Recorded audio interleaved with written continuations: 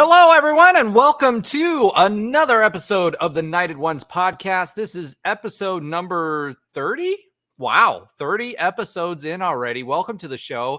As a reminder, we are the only podcast that features a UCF National Champion who's out of power, so he's not here.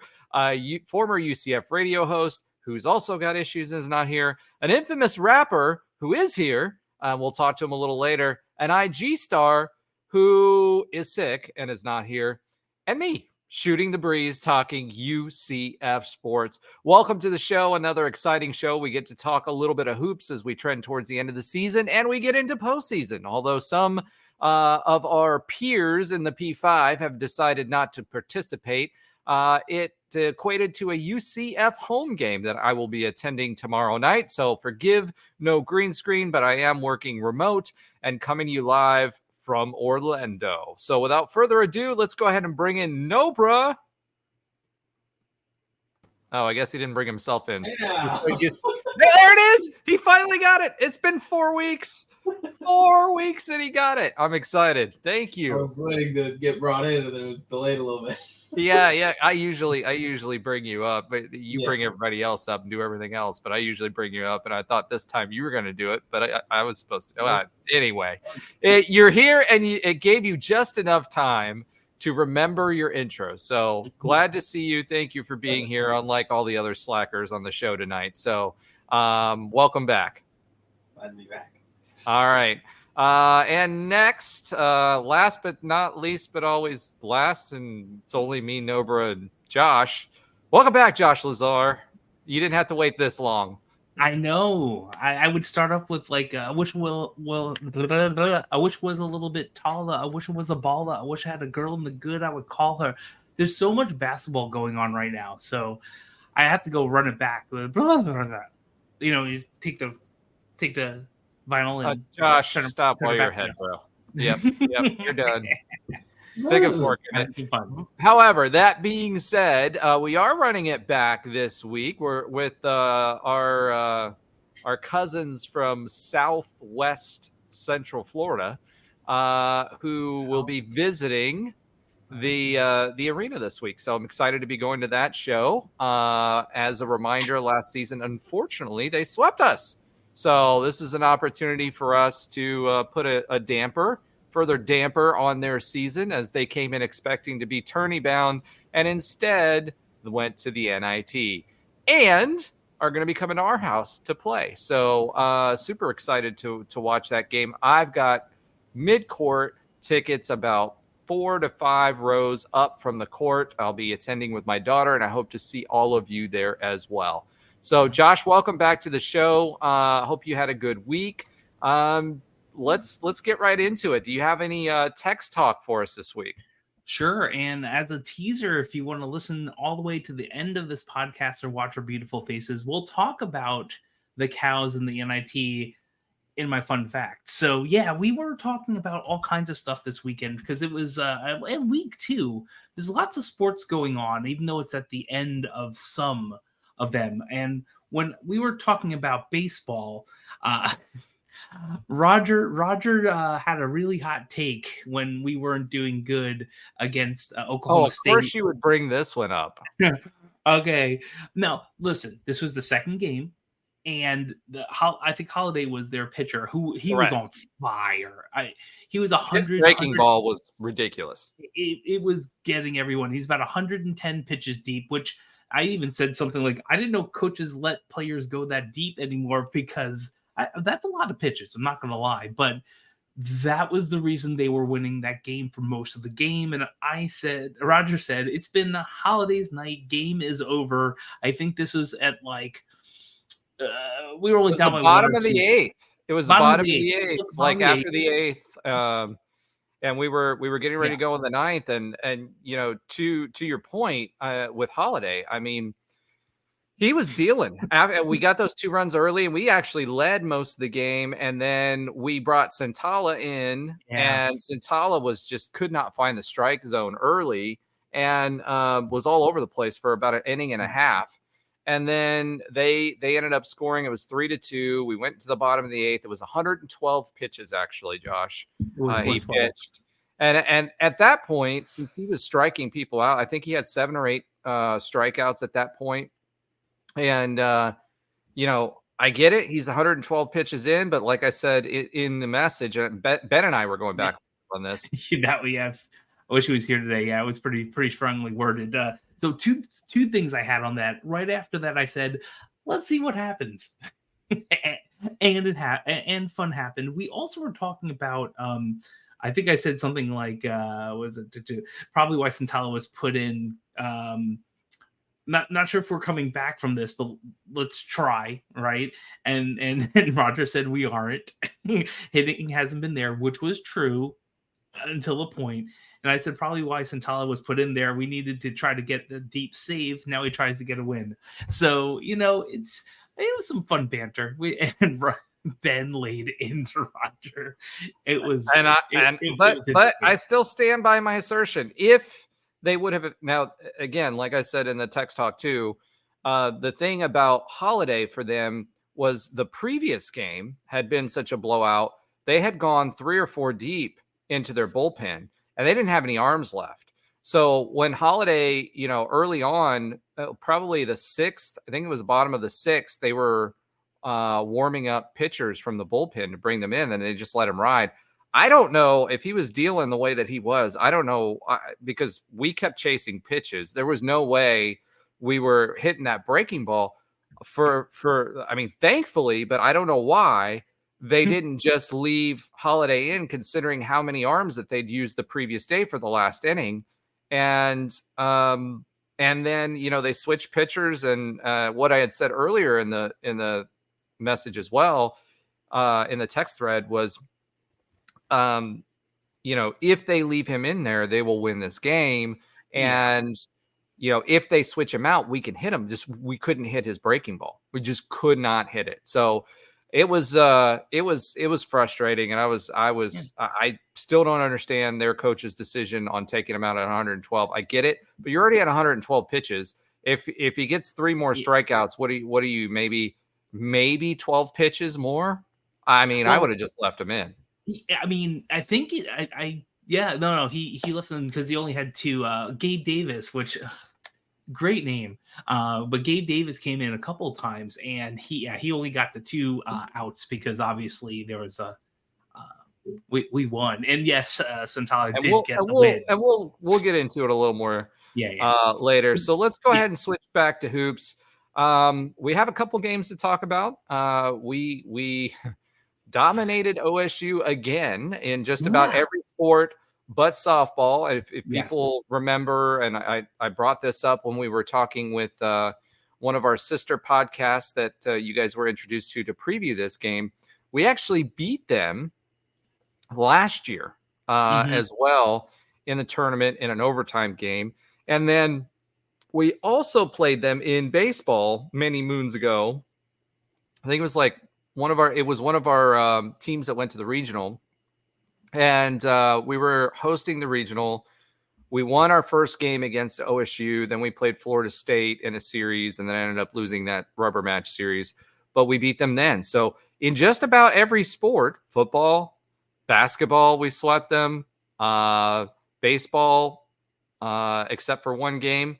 And other than softball, which they have the number 7 ranked team in the country, we've held our own and then some. That sister podcast was like, can we kick UCF out of the conference now? Because I think we may have finally found, I guess we are their Tulsa. It's a reverse Tulsa because they're from Oklahoma as well. No one who's a longtime UCF fan wants to hear the T word and or what they're called backwards. Yes. It's ridiculous. But Nobra is off camera, but he's consternated right now because he's trying to figure out what you meant by Tulsa spelled backwards. Nobra, nobody can see your facial expressions. Just read it backwards and you'll figure it out. Yeah, this is why you have a side conversation in the podcast while you're recording it. So you gave it to him. What? No, you had I was watching him think. He got it. He got it. So here's I like this. So I actually think Oklahoma State, if we can start, if they start winning some things outside of softball, this could be a potential rivalry. I don't know. I like the banter. I like this. They are Cal related, so it kind of fits and tracks. I don't know. I feel like that's a possibility. It would be they're good going to want to beat us for a while.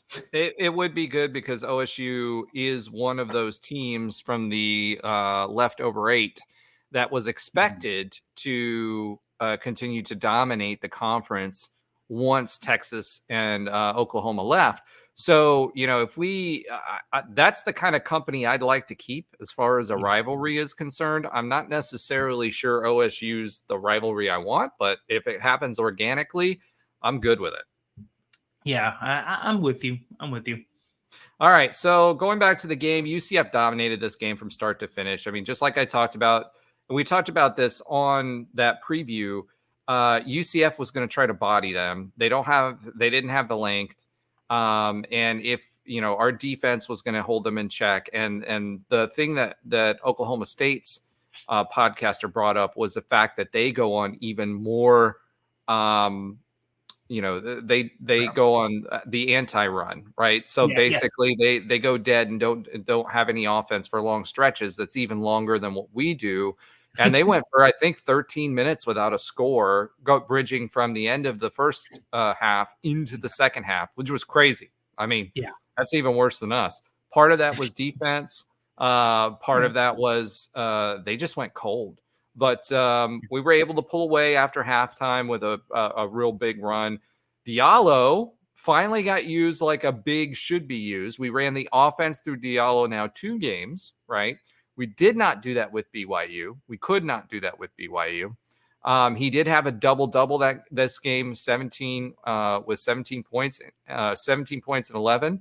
And he just dominated the paint, and that's exactly what we could/should be doing. CJ Walker contributed 12, and DJ had 11 points. So a pretty solid game by Diallo. Yeah, that's this game, and we know that Oklahoma State isn't the Oklahoma State of like 5-10 years ago when it comes to basketball, but this is the game we should be able to play when we are bigger than the other team, and we're actually driving the paint, because we did well from 3, but we didn't take a ton of them. So this is when some of us were watching this game, we're like, okay, maybe BYU is a possibility if we play the same way or we try. And well, we all know how that worked out. But when we are on these runs, like, not only, you were right, they went cold, but that our team was feeling ourselves in the beginning of that second half. It isn't even that. I mean, the big thing is, is the 3-pointer from Darius Johnson. The last 4 games has been a lot better. We mentioned it last game.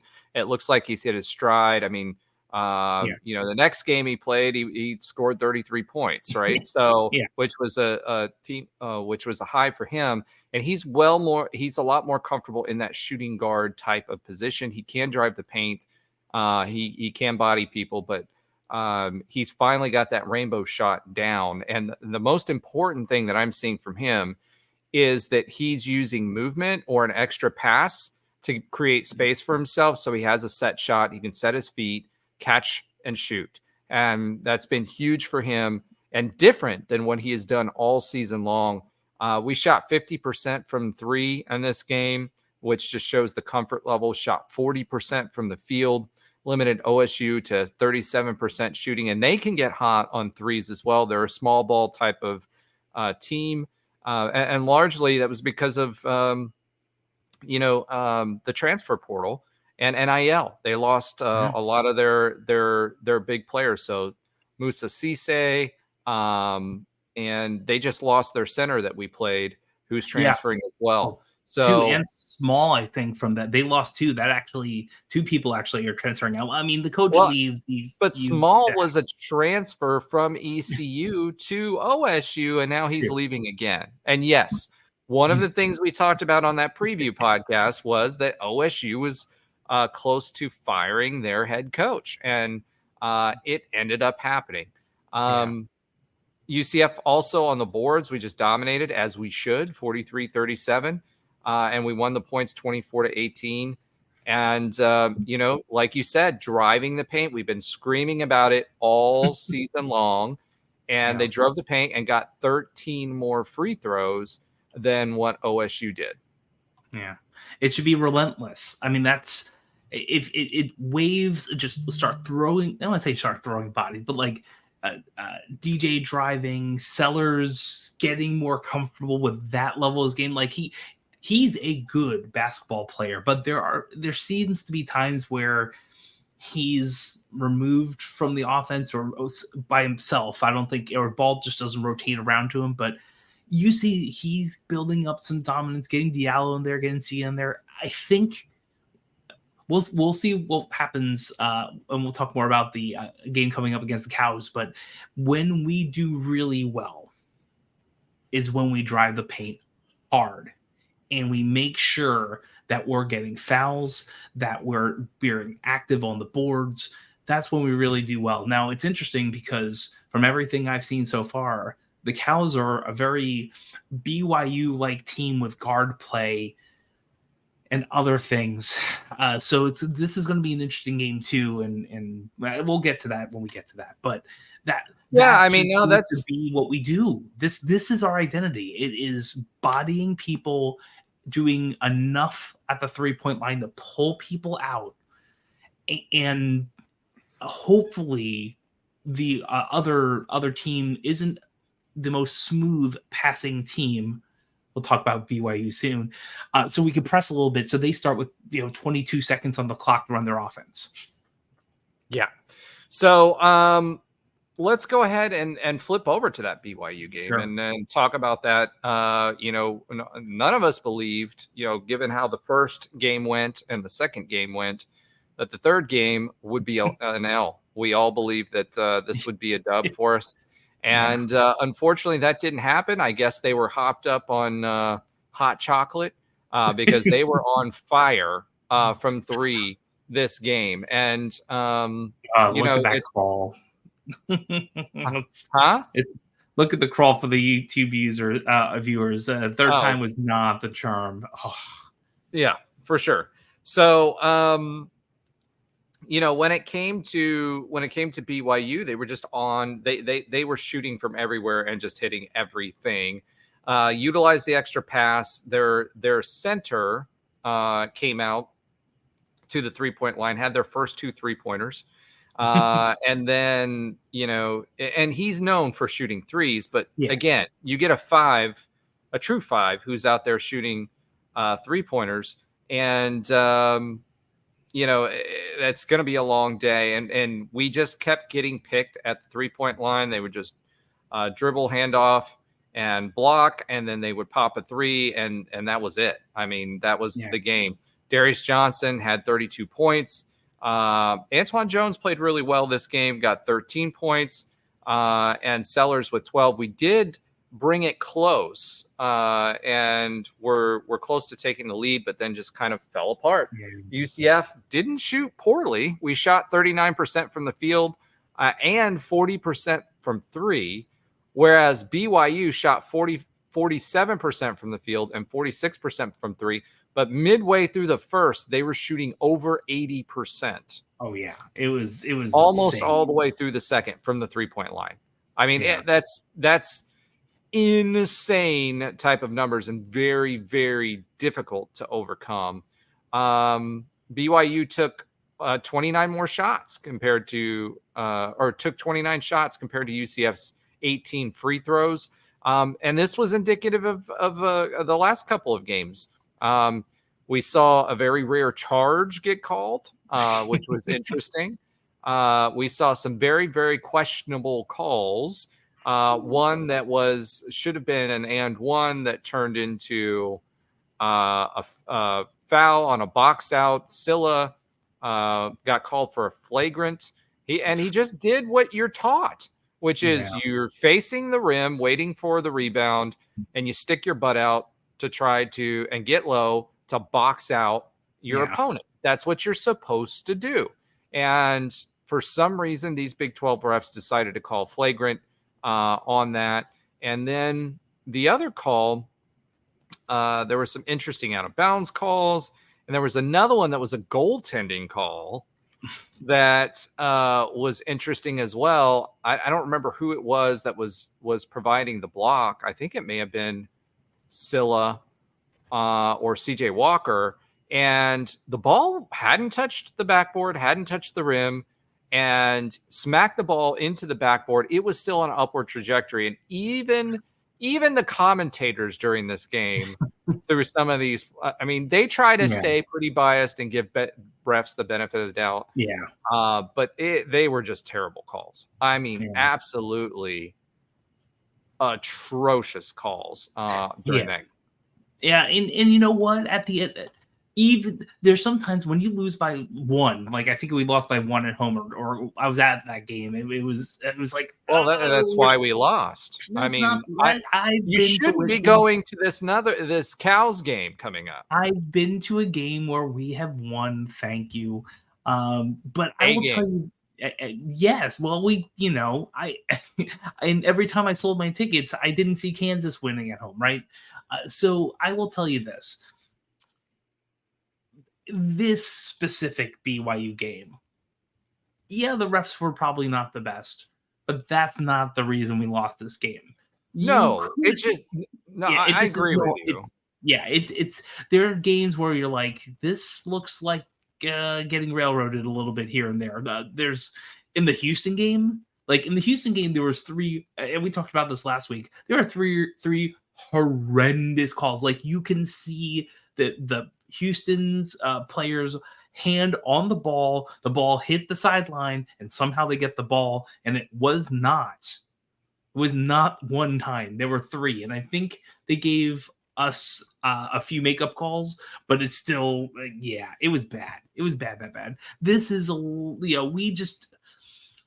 we came out to a really poor start, and we couldn't get back into it. To the point where we got really close, wasn't like 4 points that close. Bad of a start. It was a bad start defensively, and they were just hitting everything. Well, nobody hits 80%. Nobody hits as. I mean, they shot 33s during this game. 30. Yeah, and they literally almost to the half. They were shooting, and it might have been through the half. I don't remember. I'd have to look back through our text talk. They were shooting 80% from behind the arc. That does not happen in college basketball. It just doesn't. You're right. You're 100% right. And I think it was a Khalifa who hit the first two, didn't attempt and hit anything else. But like they were deep in their scoring. Like other than the one person they put in at the with 2 minutes left, like everyone had even amount of time. Everyone had relatively even amount of points. They just played really well as a team. And of the teams that we've lost to, the pinpoint accuracy of really adept passing and fine-tuned offense is something we just can't always defend against. That's not what I saw. What I saw was a lot of extra pass and shooting a three-pointer. That's what I saw. Diallo I'm talking on the break. I'm talking specifically on the break. I get it, but Diallo, we can do that too. I mean, hold on. Let me finish the thought. When we score over 71, we're 14-3, now 14-4. Okay, our defense played okay. There were times that it played okay. Diallo was in trouble early. He was taken out, but we didn't really need him on a scoring threat. They weren't plugging up the paint. They weren't leveraging the paint at all. I mean, it was just straight up three-pointers. Points in the paint, 28 for us, 20 for them. It wasn't like they were dominating. Now, they had that second center, I can't remember his name, that came out there for Khalifa, who played a lot of the game, and he was more physical. Once Diallo went out and we had foul trouble, it was very, very difficult for us on the rebounding front, right? So rebounds were still 38-38, but we should have had an advantage there. But we didn't. And they were shooting three-pointers, and they just got too far ahead. I mean, they were leading by 18 at one point. They were up early. I think it was like 23-3. Or it was 14-0 to start. So Yeah. it did. Yeah, it was 22-8 or something like that. That's probably what you're talking about. But yeah, but that's to my point. They got up early, and this is not the first time an opponent has gotten a lead for a while. The first 4 minutes, first 6 minutes, even the Kansas game, we didn't score for a while, and eventually we get back in, but we just can't get over the top and take the lead. It's happened a lot. So I honestly think on the game coming up against the Cows, we're going to have to make sure we have a good positive start, even whatever that feels like. But I don't want to see us getting down 14-0 against them. That's just going to be a very long game. I don't think it's going to happen. I think we're going to try to body them a little bit more. It's funny because I think last show or the show before I said, we were talking about the Cows and how well they were doing, and then they lost against UAB again for the second time. And, I had said in that show, I was like, I don't think, even if we played them today, in spite of the records, I think this team runs over the Cows, and now we'll get our chance. We will host them in first round action. There was a lot of movement in the NCAA. Yeah, exactly. You got it. It's a hard move on there. Yeah. Yep. Nobra didn't catch that. But there was a lot of movement. I'll enunciate that a little bit better for Nobra. So that, for us to even be able to host, because we thought we were going to host, and then a lot more teams that were, that you expected to win their championship game because they had won the regular season and been winning convincingly didn't. So there was some movement in the tournament. And because of that, some of those teams that we were expecting to be in the NCAA tournament, including from the Big 12, didn't, and were pushed into the NIT. So OU actually got pushed out, which was questionable, but it happened. Yeah. And they decided to step aside. There was talks of us playing LSU at LSU. OU said, hey, we're not going to participate in the NIT. So we end up playing the Cows at home in front of our crowd. So, Josh, I know you're going. I'm going. Are you excited for this game? What's your thoughts on this game? And we know ESPN thinks we're going to win. They have us at 77% winning, which is never good. But what are your thoughts on this game? So I am excited to play the game. I then also go back into old school UCF fan mode going, what's going to happen? The Cardiac Knights, right? I really hope I'm wrong, but there isn't so much to lose but pride, but there's a big pride to be lost there. And I will say this, I feel some of the parallels with us beating them when they're at their peak in football. Now, mind you, that's 2017. I wish Trey was on here. But in 2017 in football, we were really, really, really good. There is no bones about that. In basketball this year, we're all right, which is okay. And I think we're more than all right. I think it's a product of the league that we're in. I agree there, but also we might not have these players if we're still in the American. Right, that is a possibility too. But let's go outside of that. In that year in 2017, that was probably the Cows' best year in football, or one of them, top two. Maybe we'll use that. And for those of younger listeners, what he's alluding to is the fact that the Cows in football were number 2 for 1 week, and it's their biggest claim to fame. Go ahead. Yeah. Yeah, and they were in the top 25 for a week this year too, or maybe 2. So here's the deal. This is one of their best runs in a while. I mean, they have won an NCAA tournament game, I think, once. They've won an NIT game a couple of times, but this is a pretty good year for them. I'm not going to lie about that. Even if the league's a little watered down, they beat some good teams. So can we... They also have 2 quad 4 losses, and they have some pretty bad losses. And yes, they have had a good season, 24-7, 17-3 in the AC without us and some of the other people. Yeah, they'd have another couple of losses if Houston was there, like everyone else in the country, pretty much. But here's the deal: if this is one of their better seasons, and we body them and we do really well, it feels again like 2017, where they have one of their best teams and we're just better. But if it isn't that, and we lose, it means relatively nothing in the scheme of life, or we already in the Big 12 and all this, but it's not gonna be a good time online, and a lot of people are not gonna be happy. No, we need to win this game. So a little bit more background about the Cows. One, they have a new head coach, first-year head coach. He's done a really, really good job. Technically, they do like to shoot the ball. They've got some really, really good shooters. Their leading points leader is their guard, Youngblood. He's got 15.1 points per game. He shoots 45.1% and 81.7% from the free throw line. So if we get into a free throw battle, that's going to be tough. For us, it's still Sellers, believe it or not, at 15.6 points per game, 41.8% field goal percentage, and 82.9% on free throws. On the boards, they're pretty good. Our leading rebounder is Diallo, who averages 5.6 rebounds per game, which is good. 3.5 defensive, 2.1 offensive. But keep an eye on Pryor. He's a forward for UCF. He's got 7.8 rebounds per game, 6.3 defensive, and 1.5 offensive.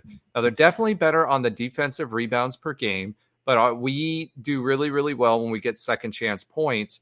So keep an eye on that. Also, assist leaders.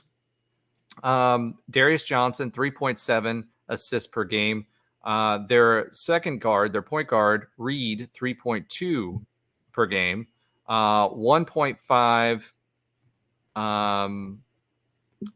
I'm sorry, 1.5.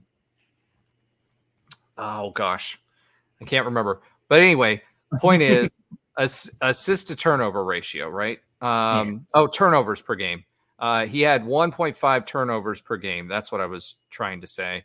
And plays 23 minutes. Darius has 2.8. So it seems like it's more, right? But his assist to turnover ratio, 3.7 to 2.8. Slightly better for Reed, but he plays less minutes. So, if we get Darius Johnson that's been playing his mind out, for the last 3-4 games, we've got a really, really good shot at this. But Diallo is going to be important. Now, the big piece of this for them, again, their shooting guard is the guard Youngblood that I was talking about. He shoots 45.1%. They're a good three-point shooting team, and they're a good field goal shooting team. So we're going to need I'd say we're probably going to play a lot of zone to kind of push them out. And if the zone isn't working, we're going to do a man-to-man. But I would expect us to play zone, and then it's going to be about Diallo and whoever they leave back there. That's a forward, the fours basically that are going to be there to help protect that soft zone. And that's what I'm looking for in this game. If we get turnovers, then I think we run away with this game. So our defense is really going to be the key. USF, or the Cows as we know them, they shoot pretty well and they score. So our defense is going to be the key to the game. Right now, the guys out in Vegas are saying that we're negative 5.5 point favorites, which really means 2.5 point favorites because they give us 3 because it's at home. And everybody's expecting us to win. The key to me to this game is making sure that we're controlling that 3-point line and getting into the pass lanes as much as we can on defense. Everything else, I think, will take care of itself. That's my analysis of this game. And I really don't want to leave that game with a loss. I will say, pro tip for those of you that buy tickets through UCF, if you buy a ticket through UCF for any UCF event, If you do it through the UCF ticket office by calling in, 823-1000, by the way, is their number, and you need to switch your ticket for whatever reason, there's no fee for doing that. However, if you buy it online and you go through Ticketmaster, they will charge you $10 per ticket to switch, even if it's the same value. So pro tip, if you can, and you're going to an individual event, buy it through the ticket office if you can, because you can switch those without having a problem. And I won't tell you how I know that. But needless to say, if any of you want to give us a shout out, I'll be in section 106 mid-court, about 4 or 5 rows up with my daughter. Feel free to say hi. Josh will be there as well. He'll be I think you're in section 107 this time. Yeah, same seats I've had for the last 5-10 years or so. Yep. So make sure to say hi to Josh Lazar as well. And also, before we transition to football, just a quick reminder, make sure to like, subscribe, follow, and comment. It really, really, really helps us out as we create content for you. So shifting gears, there's some football news. Yeah. So Josh, I'm going to let you start us off. You had an opportunity for Faculty Day to visit practice number 2. And I know you can't share a lot of things because you've been asked not to as a faculty member, but kind of give us some impressions on what you saw in spring practice. Sure. So I will go through kind of what I can. There's one nugget of information I can't wait for this to come out, but it has to do with some people who are not on the team anymore. Maybe I'll tease that when it comes out. I'll tell more about it. But what I will say is this. So I guess faculty members who have players in their classes, or maybe it's some other variation, get solicited to see if you want to come see a practice. I'm like, I'm in. So I drove over to E6 and walked over, and the side of the gates were open where they were taking out the blocking, tackling dummies and things like that. And when I walked up, Quick there's question. a couple. Yes. Do they check you in on a list, or can I just show up? This was specifically open and they knew who we were. There was a list when we walked in. We'll get to that in a little bit. Darn. So, yeah, I was going to say, next time I'm going with you. I look like faculty. I'm old enough. I don't know if we'll get in that. So we're in these side doors. We're taking a look. It's when we walk in, it was Coach Malzahn coaching the offense by the time we got there, or I got there. And they were going to different defensive schemes and just, calling out things, seeing what's going on. And generally speaking, the two best things that I saw there were number 8's going to be good. Like Burdell Richardson. Yeah. Again, we're in shells. They weren't pads. This is shells. But I saw the videos of some amazing catches. I don't know if they released the videos of the things that I saw when I was there. It's consistent. How about that? I'll say that. It's consistent. So that was amazing to see. And one of the cool things as a teacher, and Coach Malzahn talks about this often. He, former high school coach, high school teachers, education is a big key. And what he does, what this whole team does in these trainings is education, of course, of the sport, but his ability to detail and analyze and understand everything that's surrounding him with brief looks and brief eyesight to something, it is phenomenal, as it should be, as someone who's been doing this for some time. There was one specific play, someone was out of position by a couple of yards. I just saw one quick nod. He passed over a piece of information to a coordinator to get trained up on what they did wrong. And I think that person was doing some push-ups afterwards. But like the ability to stand in one spot, know everything that's happening, obviously understands the plays, but go like, here's the correction, go, was really amazing to see live. That was wonderful. So at some point, sorry. Yeah. Now, what did you, I know we're talking about Malzahn here. He's very experienced and all that. And that's awesome to see. What did you think about the vibe of the team? Like, what was the energy like? Like Malzahn's been talking about it. Like, there's more of an attitude, but we've heard about the dogs for the last 2 seasons. What was the vibe? What did you get from the confidence perspective and that sort of thing? I'd say pretty darn high. I mean, from where I was watching, I was on the offensive side. I heard Coach Hand very verbally loud and aggressive in a good way, and coaching up and teaching. And it was a pretty good vibe. At the end, when we got to, it wasn't a scrimmage, but there was just one-on-ones and things like that.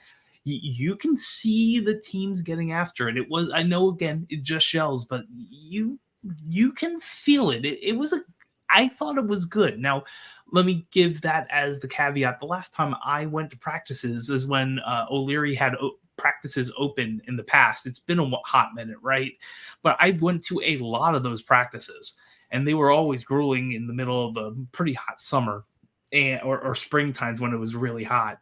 And still very, very segmented and regimented with it was very controlled in a very good way. And not say Coach Malzahn's isn't, but the fun factor seemed to be a little bit higher. Maybe not as much as Coach Frost's, I would guess, and we'll ask Trey maybe next time he's on and has power at his house. But I thought they were pretty excited. And I actually got to talk to some of the players afterwards, and we'll keep that there. But let's just say they were pretty excited too when I talked to some of them one-on-one. All right. So kind of going along with that, we've had this past weekend was a big visit weekend as well. Recent news, we got a 4-star defensive back from Cedartown, Georgia, DeMarcus Gardner. He committed today. He's going to be ranked a high 4-star as well. And, adding to that defensive class that we have coming in addition to that, we also had another 2025 player that committed to us today as well. And that 2025 player, I'm sorry, DeMarcus Gardner was the 2025 player. The 4-star was also a defensive back. Tony Williams out of West Palm Beach. He is the 5th verbal commit of the 2025 class. And then later on, DeMarcus Gardner also committed.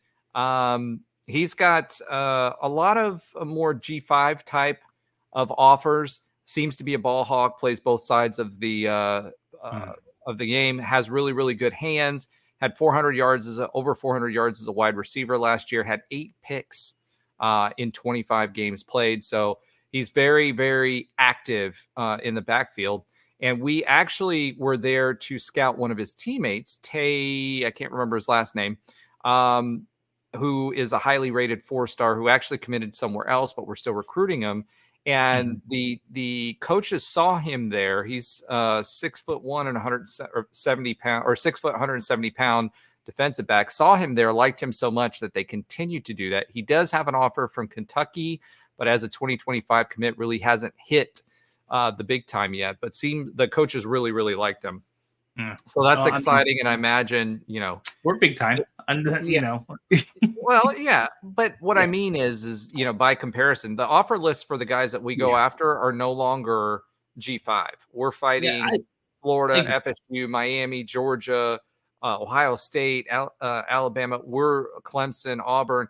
Those are the offer lists that we see these days. So, for those of you that are wondering that, if you've looked it up and saw that, that's where that's coming from, is they saw him and identified him, while they were there for another recruit. And obviously with him being a teammate of the other fellow recruit, we're not going to stop recruiting Tay as well. So exciting stuff though, coming out in recruiting. 2025 classes are filling up. I remember, George O'Leary never got early commitments because he always said, take all your visits, blah, blah, blah. Once you're done and once you say you've committed here, I want this to be your final decision. Whereas now, we've got guys earlier and earlier in the cycle that are committing to us, which is great. These are both 2025 class guys. Yeah, I agree. It's great to see this. It's great to see this early. That's why I'm going to the time. If you're watching this live, well, not live, but in post, like we're not live.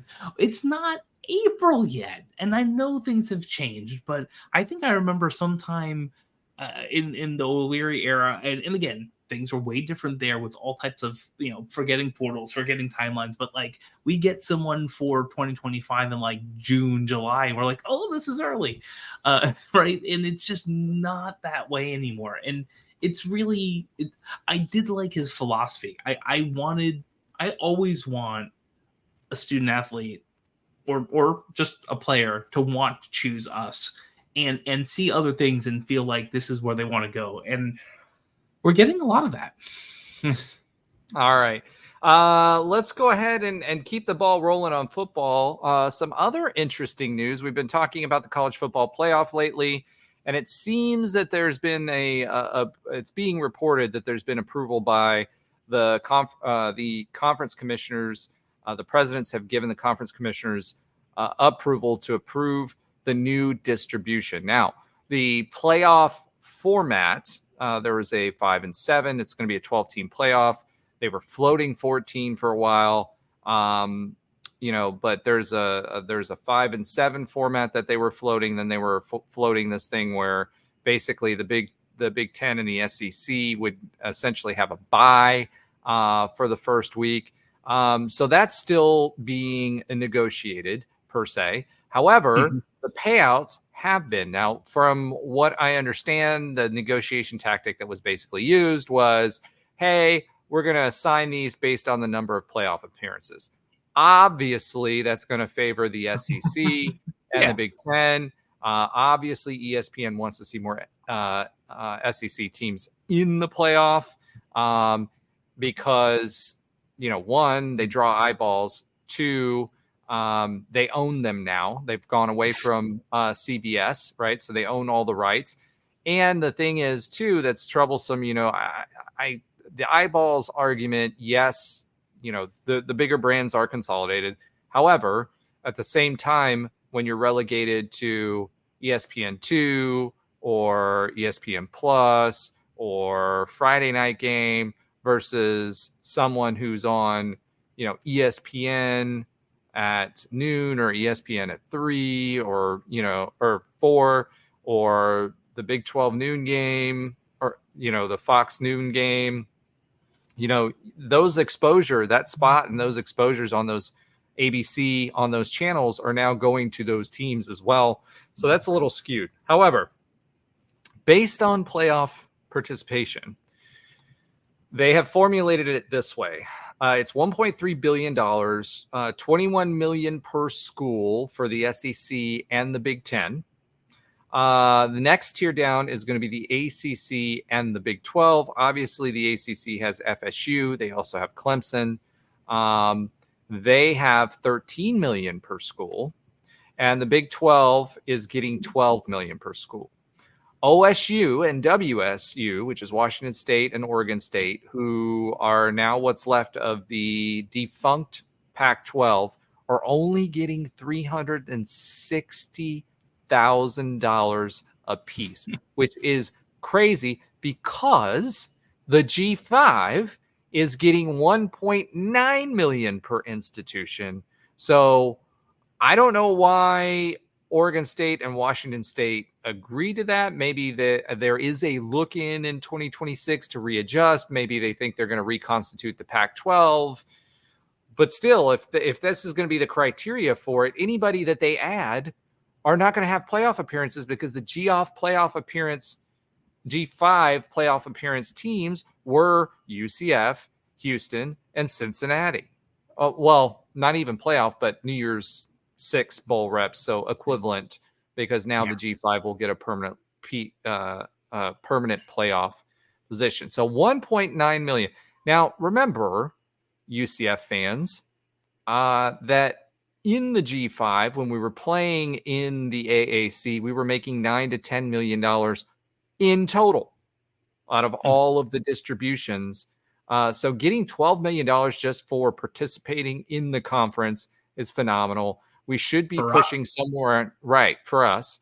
We should be pushing somewhere around $50 million a year for distributions versus that 9 or 10 million. So if you include, and what I'm leveraging there is the NCAA tourney credits, which we now get to participate in, the playoff money, and the TV distribution, it should be right around $50 million a year, which it's not what the Big Ten and the SEC are making, but UCF can do a lot with that kind of money, and we will start getting full shares after the next academic cycle. So exciting news for UCF fans. Yes, it sucks that the SEC and the Big Ten are being paid so much more. However, it's still lining us up to be the third best conference. And with the 2026 look in, with FSU trying to get out, I imagine Clemson would try to get out after that too.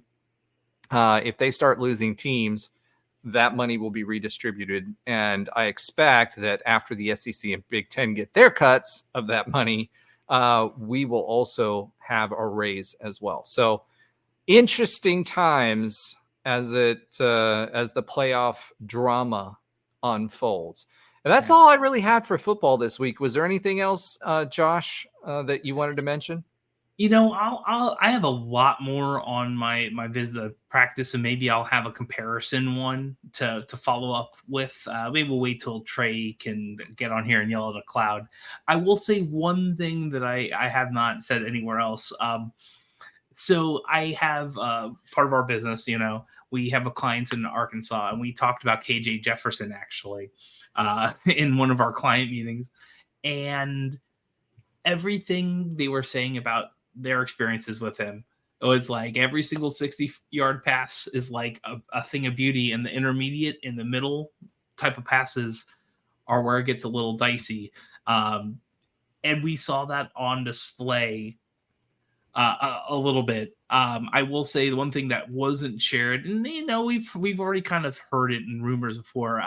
That's exactly what played out in the practice. We saw some beautiful bombs and a couple of intermediate passes that at least one was picked. So that is, but again, it was practice too. They're in shells. He has time.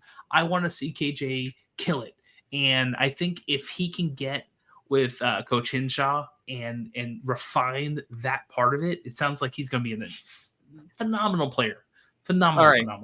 Josh, I don't want to push that part off because the information will be stale. What else did you have from your sure that you're willing to share? Sure.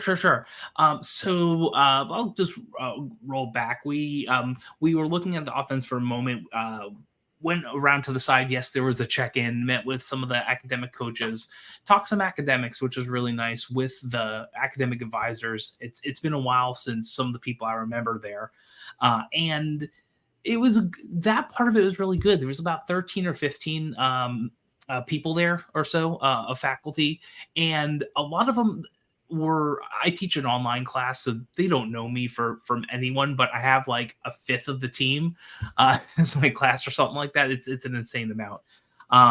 And so that was really good to see that part of it, because I know that a lot of people like, oh, it's just football. We're a sports team. This is a sports. No, academics means something, and it is good to see that. And even both Coach Malzahn and Christy, who came up to talk to us, emphasize that a lot. But getting back to that part of it, in the football side of it, here's kind of what I saw.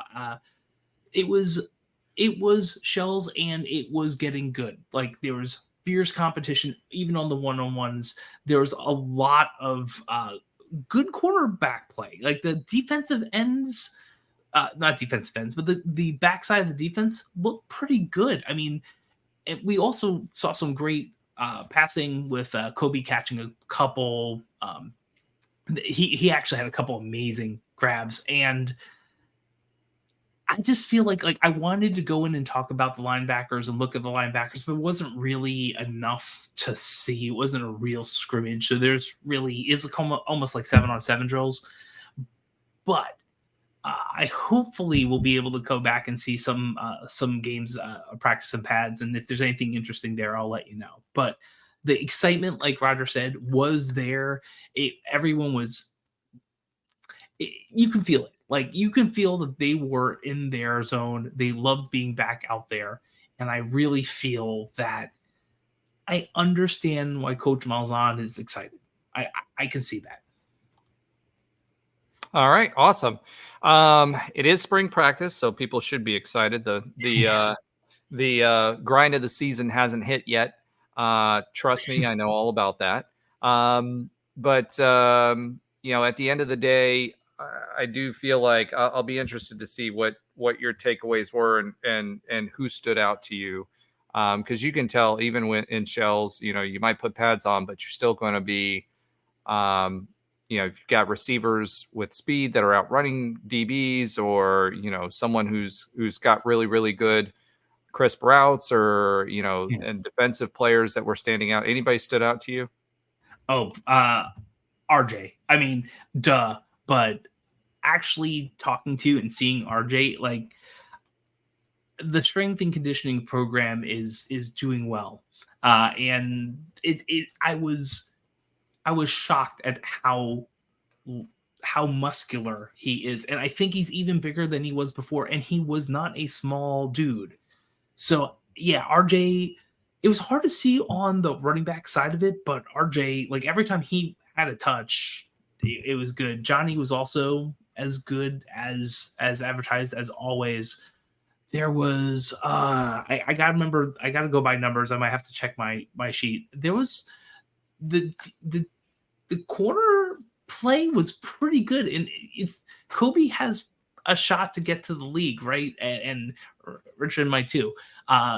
X was doing some things that were impressive. I really think that we definitely had a big 2 last year, right? And then X and a couple other people were kind of filling, Pittman and tight end were filling in on who is getting the ball out in the field. I actually think we might have a solid 3, if not maybe 4. We'll see how that plays out in the spring game and in that season, but I wouldn't be shocked if we have like three players with maybe 40 to 50 catches plus, maybe, unless if you double Kobe, then go into the other side of the field, or at least kind of shift over. I wouldn't be shocked. That part of it was absolutely surprising, and it shouldn't be in the Gus Malzahn offense. I will say Risk, number 10. He was the QB that was out there the longest beyond practice. He was putting in reps way beyond most other people, but a lot of people just had to get to cold tubs. So I got that. Also, I did talk to some of the some of the people in the defensive line, and yeah. 2 things. Lee Hunter is bigger than I expected. He's a big human being.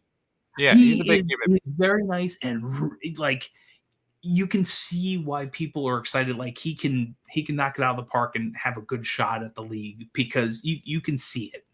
You can, and I think when he came in, he was big.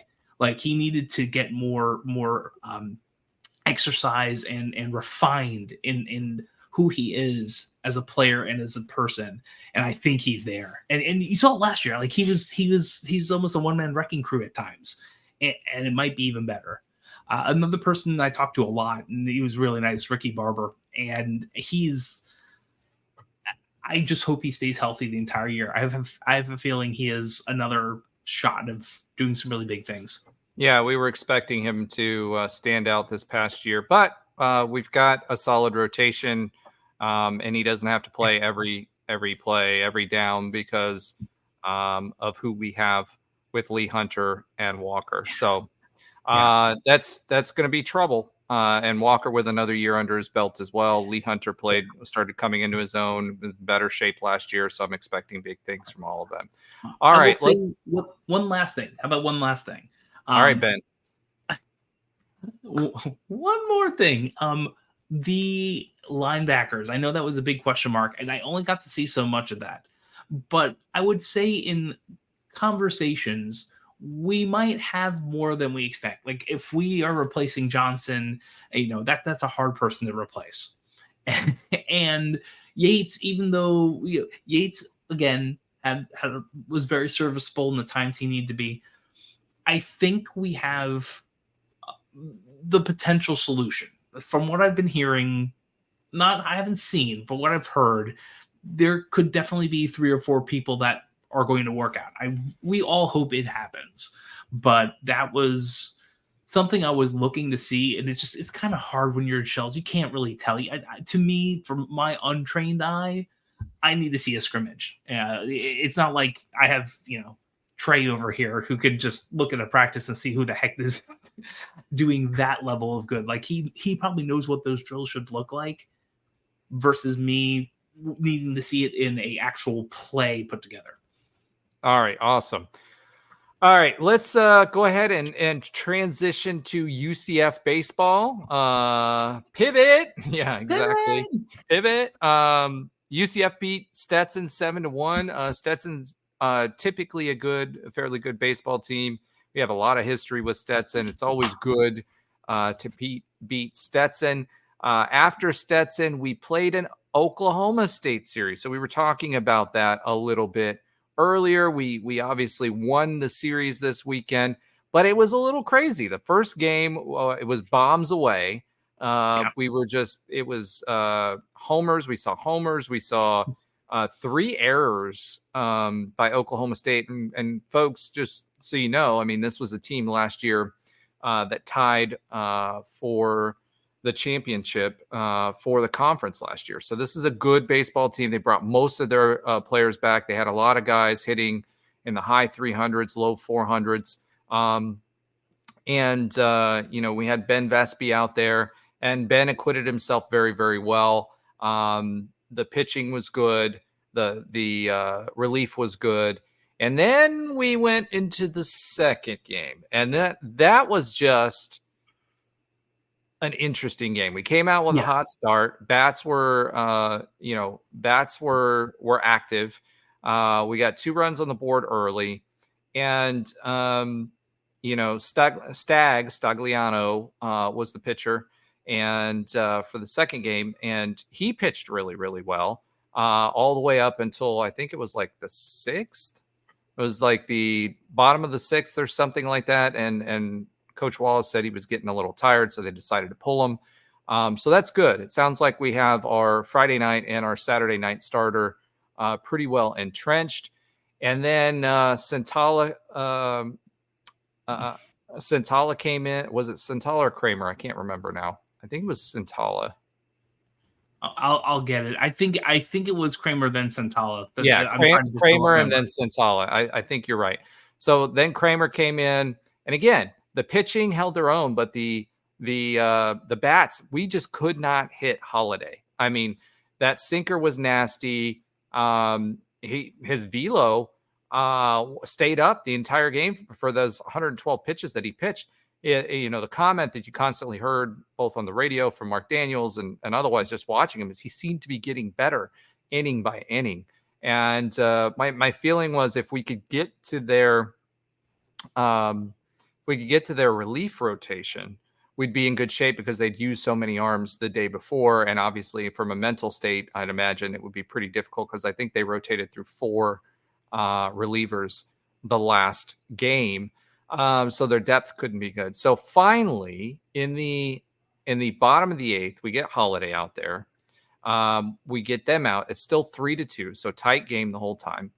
And they get one out. Then old Sundin comes up to bat and knocks one out of the park and ties the game. So then everybody's excited. It's like, okay, bottom of the 9th, we got 2 outs left. We're a tie game. It breathed new life into the team.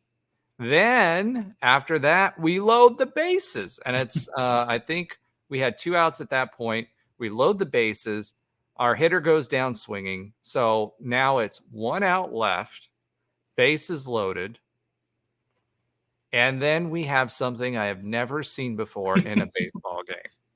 We had a walk-off, but it was literally a walk-off because it was a walk-off hit by pitch. I've never seen that before. What were you thinking when that happened? I mean, like, I was awestruck there for a minute. I was like, did that really just happen? I think even Mark Daniels was surprised because he's like, Yeah. and he's hit. He's hit by pitch. That's a walk-off hit by pitch. So what you may not remember was Previs was hit by a pitch the inning before too. Yeah. Like there was a ground out, he got hit by a pitch and 2 strikeouts. So it happened in back-to-back at bats. So here, at the point where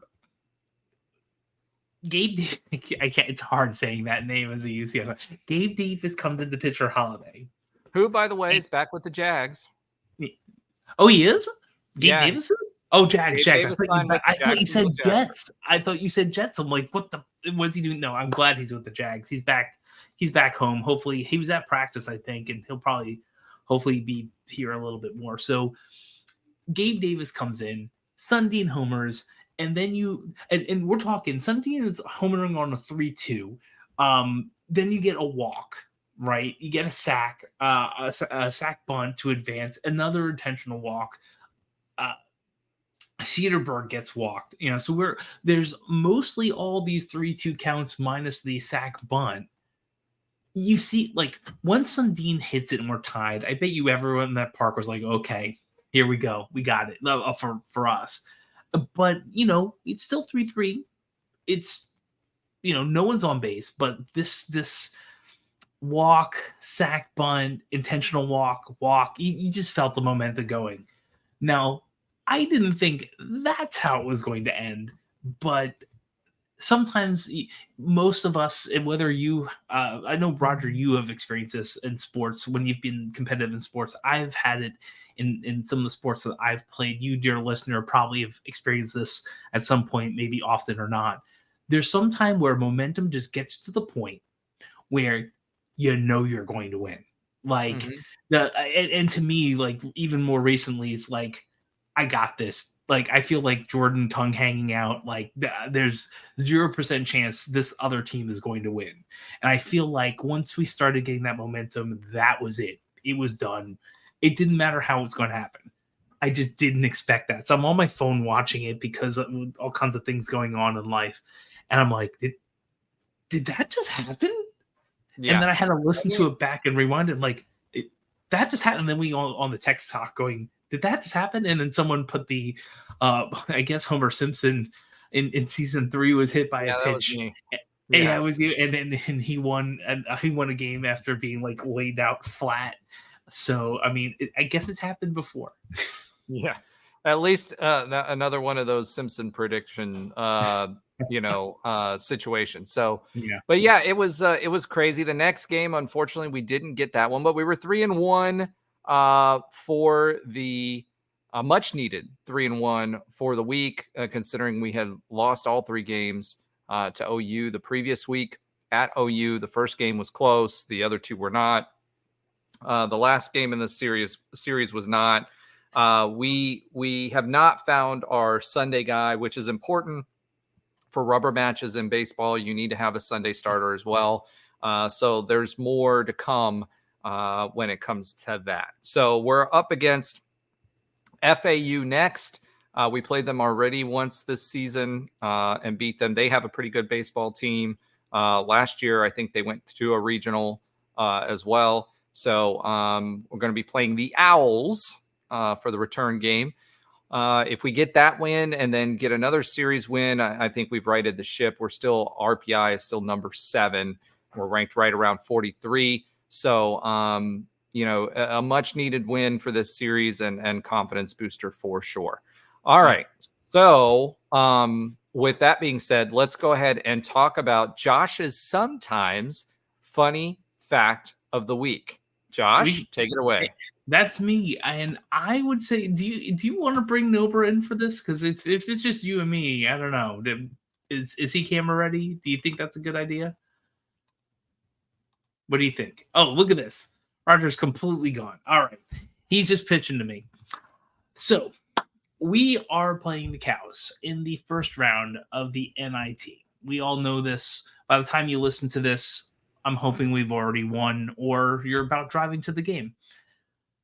when is the last time the Cows have won an NIT game? Roger, who is no longer on camera, if you are watching this on YouTube. The last time the Cows won an NIT game, I'm going to say is probably 2011.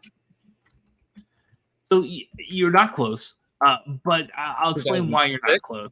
So they have actually gone 4-8 in NIT games. They were at the NIT a bunch in like the 80s, or a bunch in the 80s, in a couple times in the 90s. So the last time they won a game in the NIT was the 1994-1995 season, where they beat another team that's become a little popular this year, St. John's, 74-68. They actually, I think, won 2 games that year and lost to, I think, Marquette, if I remember correctly, in game 3. So they haven't won an NIT game in a very long time. They did win a CBI, but yeah, that's kind of what's. If you want that, they won a CBI at sometime in the last 5 years or whatever. I think it's 2019, pre-pandemic. But NIT, nothing in almost 30 years. So let's not make it another one. They can win one with another team. All right. Josh, you usually do the quick update on UCF Sports. I do see Alan did prepare the notes for us this week. He didn't mention track and field. Track and field was there this weekend. I was actually on campus with my daughter at a cheer competition this weekend as well. So I saw all the athletes roaming around while we were in between sessions, and I saw people from Cincinnati. I saw people from all over the place that were milling around our campus by the arena. So why don't you go ahead and give us that quick update? Yeah, sure. So our women's tennis team, we're just not doing good this year. I can't say it any other way. We lost 3-4 to Oklahoma. We'll put the UCF scores first. We lost 3-4 to Oklahoma, close but no cigar. And against number 7 Texas, blanked 0-4. We play Cincinnati next, hoping we get a win. Now UCF men's tennis, on the other hand, they're doing quite good. They beat Southern Miss 7-0, and they play number 9 Texas next. So we've been doing pretty well in men's tennis. Maybe we get a good shot at a ranked win. We'll see what happens. UCF softball is also the only sports team, or pretty much the only sports team, losing to Oklahoma State, which we'll rectify in a couple years. But Oklahoma State's kind of good. They're number 4 in the nation. We lost 0-2, 4-10, and 4-6. So they were 0-3 for the weekend, and we play a little bit easier of a team. Number 3, Texas next. So the women's softball team, they played a hard schedule to start the season. And I don't know if we've won any of our games against ranked teams, but I think we've won almost every other game. But now we have this well, they were close. I mean, South Carolina was the other big one. And we were close with all of them. And 2 of the 3 games this past weekend were close as well. I mean, close as no cigar, but they are competitive at least. Oh yeah, we're not being blown out, and I mean getting close this to. This is not the AAC, folks. This is a good softball conference. Yeah, it's a good. That's the thing. It's a good everything conference, and easily top 3 in several sports.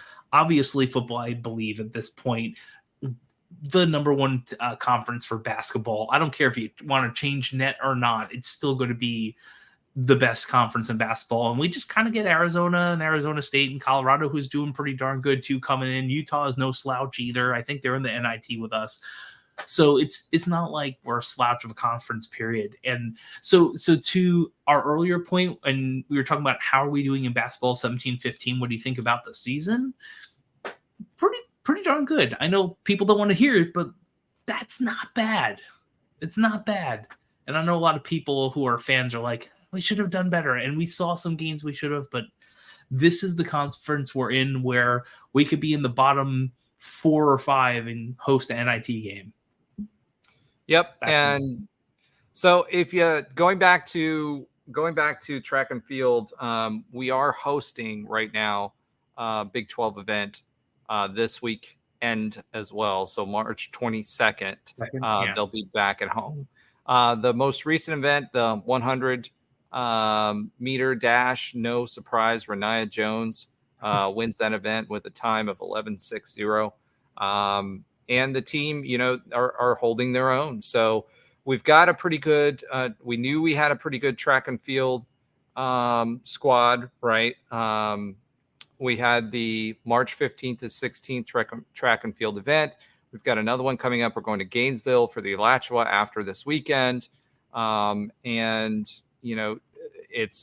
they're going to be competitive. I mean, this is a team that fostered, that went to the NCAAs the last 2 years to the championships. So, with Renaya Jones, leading the way, this team's going to be really, really good again this year. Yeah. Yeah, I'm looking forward to it. And we're not even talking about golf. Like, golf's going on too, but maybe we'll throw our golfers in when some of these other sports start wrapping up. Because I think we need to remind Alan that there's other sports besides football and basketball that we keep track of. So, Alan, no shade. We love what you do, but we're going to have to start injecting that again. All right, so that's all I've got for this week. A shorter show, but we've got half the crew. So, exciting week to come. Next week, I'm hoping I'm popping my collar. I'm not going to be doing that early, just for bad luck, for good luck. A good weekend of UCF sports and more to come, and just so many sports to go. As a reminder, we do have something coming. If you checked out my Twitter feed, I posted something about there. There is some big news coming. Again, that will be in April, but we're going to continue to tease you because we're almost there. Excited for the opportunities that are on the way. And thank you for watching us. And make sure to remember to like, subscribe, comment, and go Knights. Charge on. See, I don't even have to have anyone else here. We can do it all at the same time. It's just me.